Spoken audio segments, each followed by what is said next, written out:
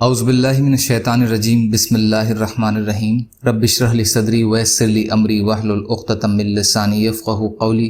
ریاض الصالحین دوسرا حصہ، احادیث نبوی صلی اللہ علیہ وسلم۔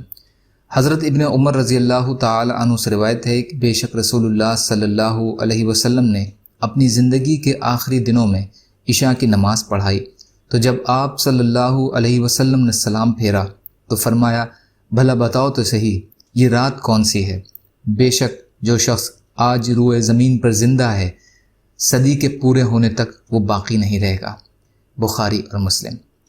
فائدہ، یہ نبی اکرم صلی اللہ علیہ وسلم نے پیشگوئی فرمائی تھی کہ آج کی رات کے بعد جو زندہ ہے وہ صدی کے ختم ہونے پر باقی نہیں رہیں گے۔ چنانچہ ایسا ہی ہوا۔ تمام صحابہ کرام رضی اللہ تعالی عنہم پہلی صدی ہجری کے ختم تک وفات پا گئے۔ سب سے آخری میں وفات پانے والے صحابی ابو طفیل عامر بن وائلہ رضی اللہ تعالی عنہ ہیں، جن کا انتقال 110 ہجری میں ہوا، یعنی آپ صلی اللہ علیہ وسلم کے فرمان کے پورے 100 سال بعد۔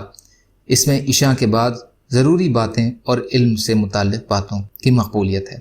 حضرت انس رضی اللہ تعالی عنہ سے روایت ہے کہ ایک دن صحابہ رضی اللہ تعالی عنہ نبی صلی اللہ علیہ وسلم کا انتظار کرتے رہے، تو آپ ان کے پاس لگ بھگ آدھی رات کو آئے اور ان کو عشاء کی نماز پڑھائی۔ انس رضی اللہ عنہ فرماتے ہیں کہ پھر ہمیں خطبہ دیا جس میں فرمایا، سنو، بے شک کچھ لوگ نماز پڑھ کر سو گئے اور تم جتنی دیر انتظار کرتے رہے برابر نماز میں ہی رہے۔ بخاری۔ فائدہ، اس سے ایک تو یہ معلوم ہوا کہ عشاء کی نماز آدھی رات تک روکی جا سکتی ہے۔ دوسری بات یہ معلوم ہوئی کہ اس کے لیے جاگنا بھی جائز ہے تاکہ جماعت کے ساتھ نماز پڑھی جا سکے۔ تیسری بات یہ کہ انتظار کی ساری مدت نماز میں شمار ہوگی اور اس حساب سے زیادہ اجر اور ثواب ملے گا۔ اللہ تعالیٰ کہنے سننے سے زیادہ عمل کی توفیق عطا فرمائے۔ یا اللہ، مظلوم کشمیریوں، فلسطینیوں اور جہاں بھی مسلمان پریشان حال ہیں، آپ ان کی مدد فرمائیے، ہم سب کو اپنی استطاعت کے بقدر اپنا حق ادا کرنے والا بنائیے۔ یا اللہ، سچی توبہ کی توفیق عطا فرما دیجیے۔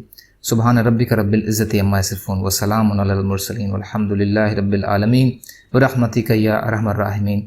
لا الہ الا اللہ محمد رسول اللہ۔ والسلام علیکم۔